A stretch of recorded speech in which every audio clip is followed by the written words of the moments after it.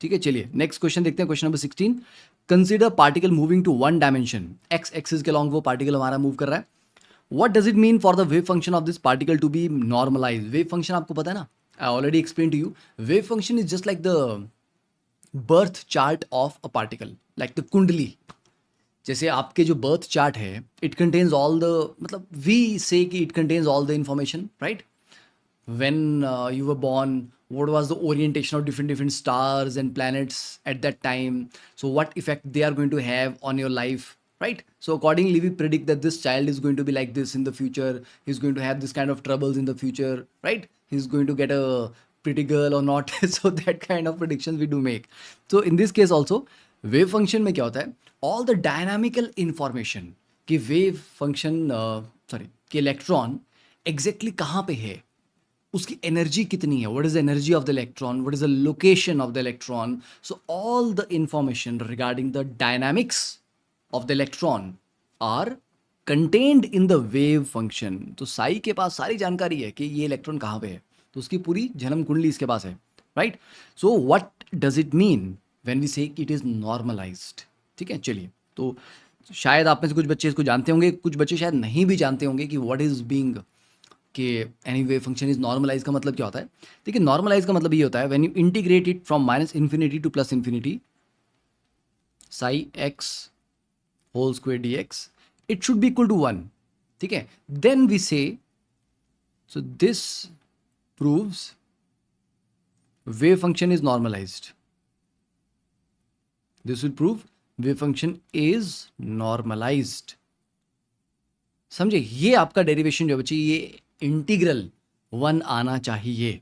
तो साई जो already is a function of x, मतलब आप उसका रेडियल कंपोनेंट ही ले रहे हो जो एक्स के साथ वेरी कर रहा है, ठीक है? तो साई स्क्वायर डी एक्स ये आपका minus infinity to infinity integrate करके 1 आना चाहिए। तो पहला तो पॉइंट तो क्लियर हो गया कि नॉर्मलाइज होने का मतलब क्या होता है। Second question, is the wave function e raise to power a x where a is a positive real number normalize? चलिए सॉल्व करके देख लेते हैं। तो अगर ये नॉर्मलाइज है, ठीक है, if psi is equal to e raise to power a x, then integrate करिए minus infinity to plus infinity और स्क्वेयर कर देंगे उसका। ऑलरेडी ये पॉजिटिव है तो मॉड लेने का कोई लॉजिक नहीं बनेगा यहाँ पे, तो स्क्वेयर करेंगे तो e raise to power 2ax dot d x कितना आ रहा है ये, इसको इंटीग्रेट करके देखिए। तो e raise to power 2ax upon 2a, upper limit आपकी plus infinity, lower limit minus infinity है, तो ये कितना आ रहा है, ये तो इन्फिनिटी आ जा रहा है, ये तो इन्फिनिटी आ जाएगा। तो दैट मीन्स ये 1 तो नहीं आ रहा, तो this is not normalized. Okay, तो डिफिकल्ट नहीं है, सिंपल है, बट आपको पता होना चाहिए। If you do not know तो फिर कहानी खराब है।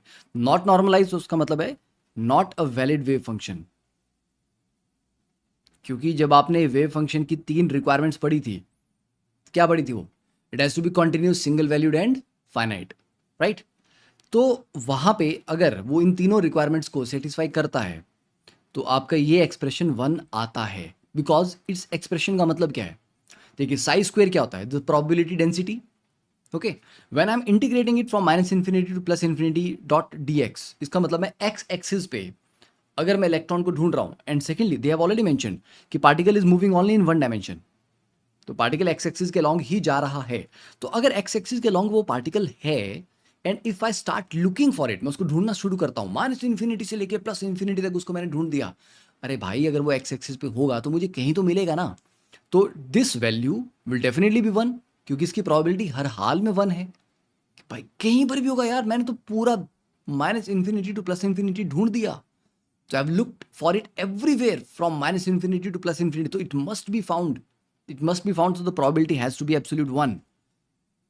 Okay, but इस केस में this equation is not satisfying that criteria, so means this psi is not a valid wave function.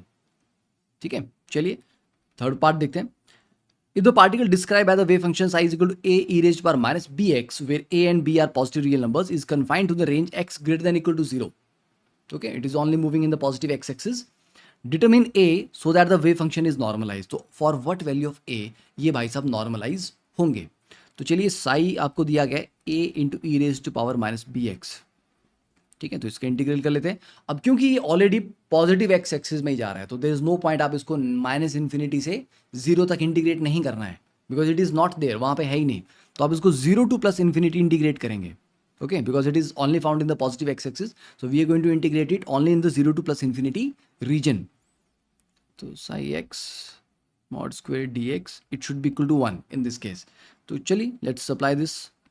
So 0 to plus infinity a e raised to power a square raised to power minus 2bx dot dx कितना आएगा?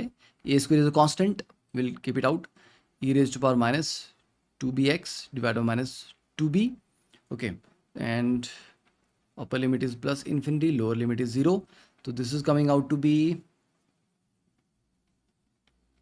a square by 2b, ठीक है, on solving this is coming out to be a square by 2b. So ये expression 1 होना चाहिए. So if you want it to be 1, ठीक है, तो if it is equated to 1 then a square must be equal to 2b and a must be equal to root 2b. So for this value of a, the wave function will be a valid wave function because it will be normalized. ठीक है, तो question solve हो गया.